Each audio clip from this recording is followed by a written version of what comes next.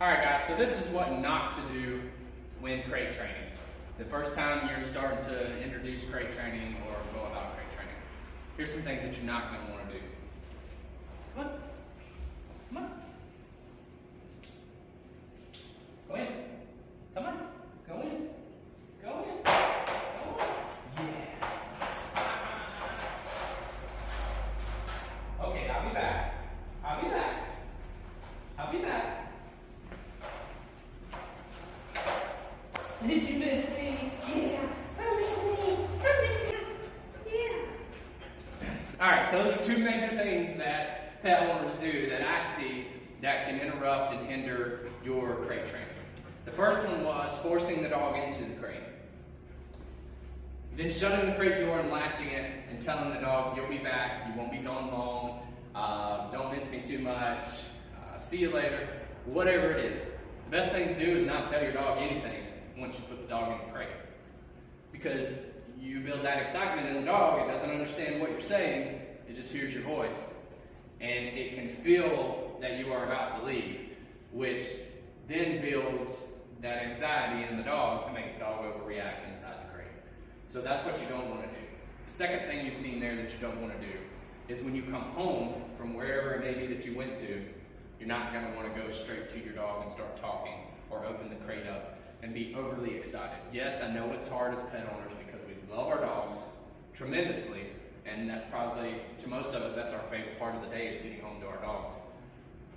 But we have to refrain from that in order to accomplish what we want to accomplish. Now, once you establish that, who's to say you can't go back to doing that? But it's a huge no-no when your dog has separation anxiety, okay? So those are the two major things that I see. Here's some more tips for you on what you can do while crate training. Especially an anxious dog that has separation anxiety or doesn't like to be away from the crate. So when it comes to crate training, you're going to want to take it as slow as possible, okay? And this is going to be a course over a couple of days. You don't want to just put the dog in and call it a day.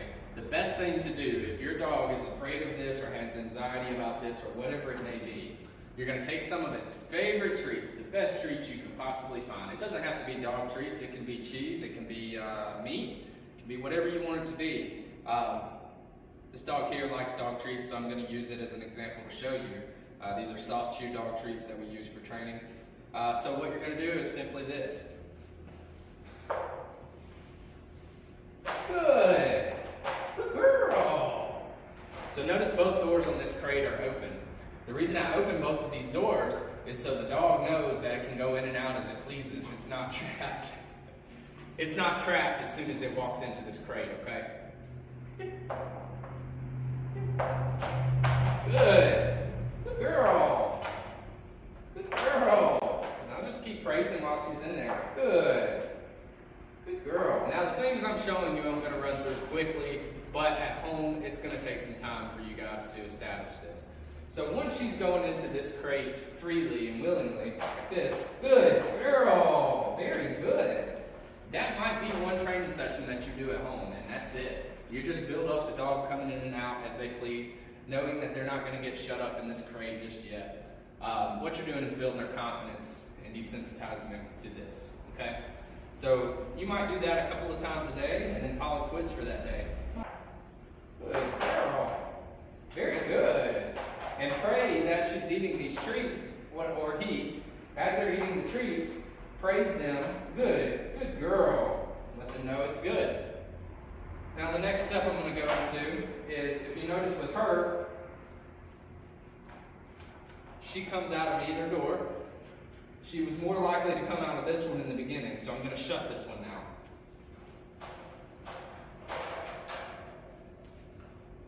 Good girl. Very good. Now I'm just going to reward her for being in here. Good. Good girl. That's a good girl. Then I'm going to leave it at that. And she can come back out as she pleases. So there's no anxiety. The next thing you're going to do is you're going to lure her in. Good girl. Start shutting the gate.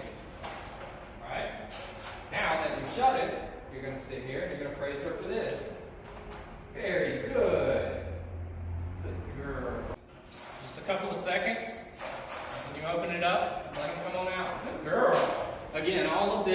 small increments, okay? We have to take baby steps to get to our ultimate goal. If we move too quickly, it can put a dent in what you're trying to do with your dog when it comes to crate training.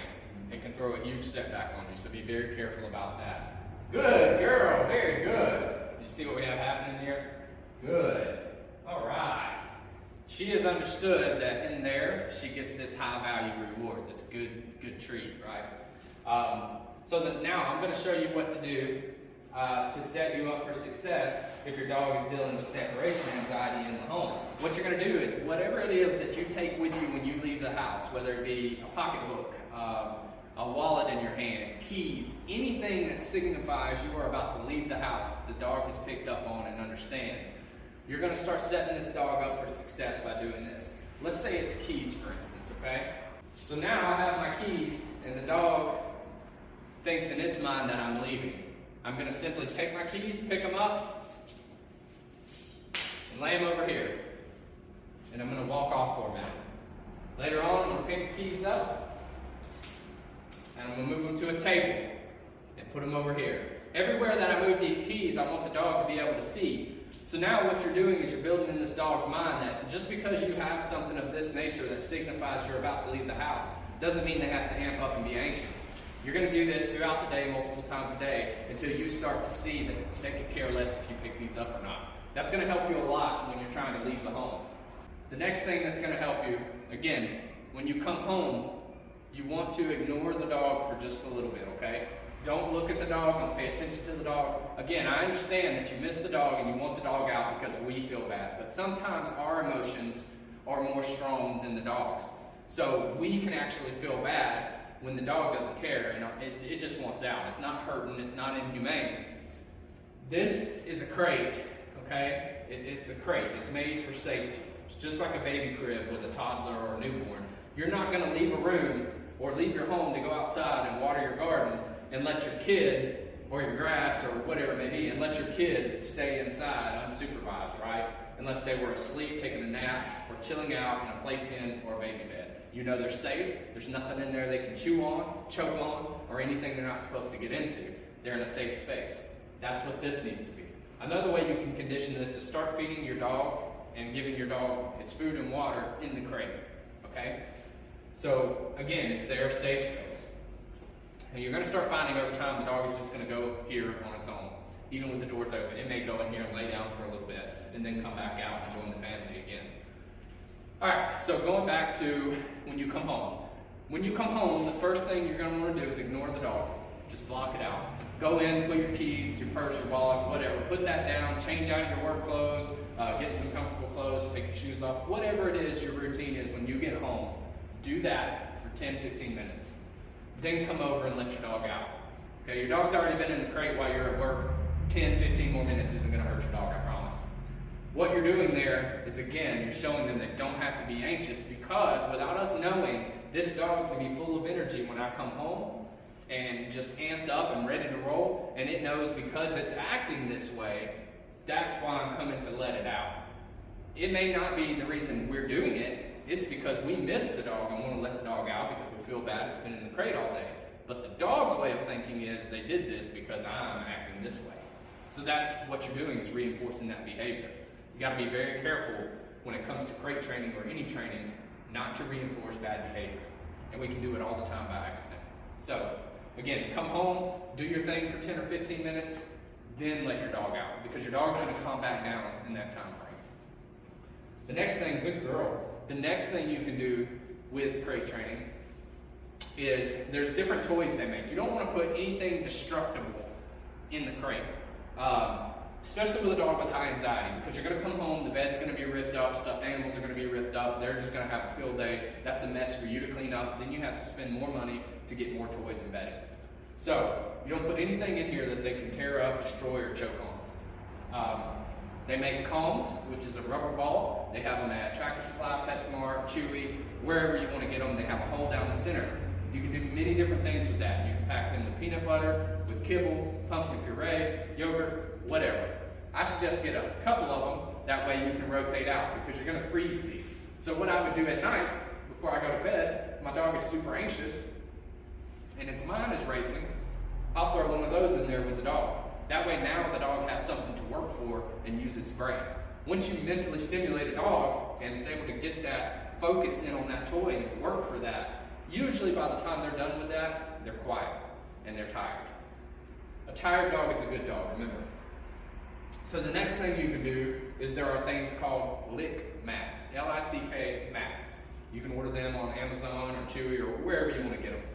Same concept, it's just a rubber mat, and you can spread out whatever you want on there, freeze those, put it in here. It gives something for the dog to work towards, okay? The main thing here is engaging this dog's brain, get them off of being anxious and on to focusing on something. That's your goal.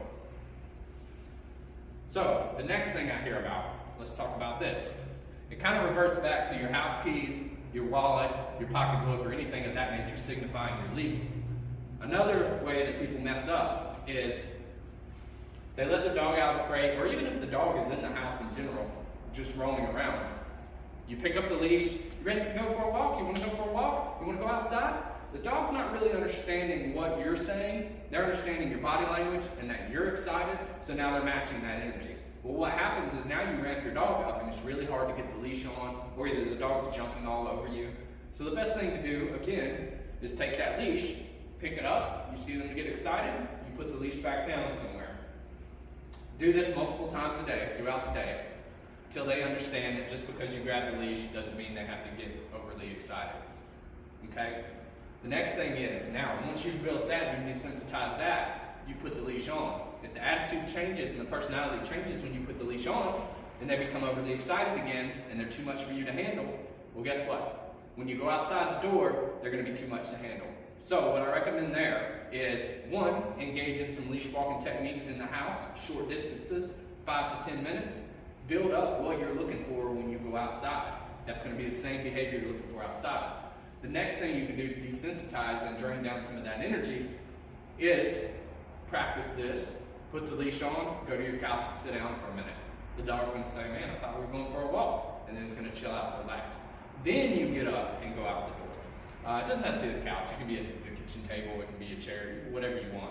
Just don't go directly outside as soon as the leash gets on. Okay? Ultimately, we're trying to set this dog up for success and set you up for success, because it can be stressful. It can be really aggravating when you have a dog jumping all over you or overly excited while you're trying to get a leash on this dog, right? Plus, the dog needs to understand how to behave, because again, it can. Those are some tips I have for you today on crate training and desensitizing to different things that your dog can become overly stimulated to or anxious about. If your dog is giving you trouble chewing up things, jumping on walls, just frantic behavior simply because you walked outside to greet somebody on the porch, or you went out to your car to get something, the dog is panicking, then it's time to think about it and revert back to the crate. It's just like a child again. Anytime you're going to leave your house, even to check the mail or whatever, you won't leave your kid unattended, I hope, so you're not going to leave your dog unattended, okay? When your dog does things, a lot of times they don't know they're doing it. For instance, you go out to the mailbox, you come back in, the dog tore up the pillow that was on the couch. You start scolding the dog, and the dog's looking at you. We think as pet owners, the dog knows what they did and they feel bad because now we're yelling at them, but they're not. Our voice has changed. We went outside with one behavior, and we came back in with another. Our body posture has changed, and our voice has changed. The dog's looking at you like, what the heck is going on? They have no clue. So that look you're getting of defeat or they feel bad for what they did, it's really not. It's because they're confused and they're trying to figure out what the heck happened to you in that time period. Okay? They don't understand. So until we teach these dogs, we can't act a certain way because they feed off of energy, body language, and emotion. Alright, so the next thing we'll talk about is going to be the time limit of the dog in the crate. When you first start doing crate training, you don't want to put this, you don't want to say, alright, well, this is it. We're ready to do this. We're going to start crate training. Get in here. You put them in, shut this, and you leave and go shopping for 2 hours. That's a little much starting out. So what I would recommend doing is something as simple as put them in this crate, walk outside, 15 minutes maybe, come back in, let them out.